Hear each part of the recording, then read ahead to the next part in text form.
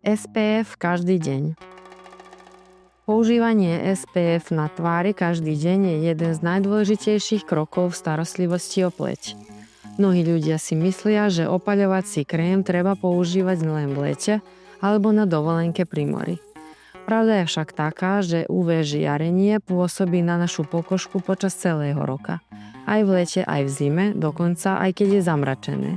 Preto by malo byť SPF prirodzenou súčasťou každodennej rutiny.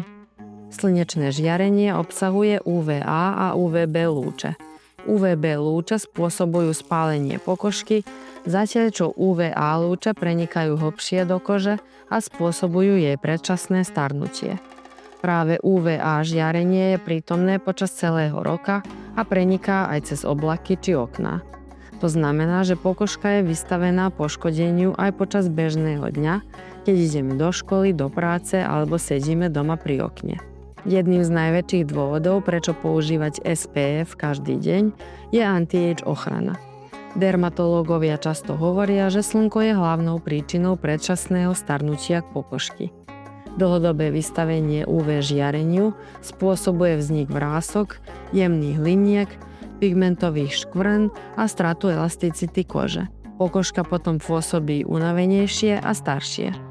Pravidelné používanie SPF pomáha tieto prejavy spomaliť a udržiavať pleť zdravšiu, pevnejšiu a mladšie vyzerajúcu. Mnohí ľudia investujú do drahých sér a krémov proti vráskom, no bez SPF ich účinok nemusí byť taký výrazný, pretože pokožka je stále poškodzovaná slnkom. SPF však nie je dôležité len kvôli vzhľadu, ale hlavne kvôli zdraviu. Nadmerné UV žiarenie môže poškodzovať kožné bunky a zvyšovať riziko vzniku rakoviny kože. Aj krátke pobyty na slnku bez ochrany sa časom ščítavajú. Preto odborníci odporúčajú používať opaľovací krém z SPF minimálne 30 každý deň, najmä na tvár, ktorá je slnku vystavená najviac. Počas leta je používanie SPF veľmi dôležité, pretože slnko je intenzívnejšie a trávime viac času vonku. Potenie, kúpanie alebo vysoké teploty môžu ochranu znižovať, preto treba SPF počas dňa obnovovať. Veľa ľudí však zabúda na SPF v zime.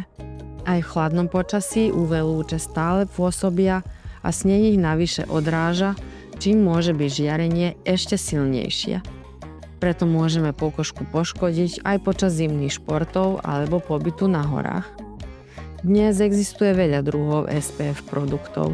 Ľahké krémy, gély či tónované produkty, ktoré nezanechávajú mastný pocit a dajú sa pohodlne používať pod make-upom. Stačí pár sekúnd ráno a pokožka bude počas dňa lepšie chránená.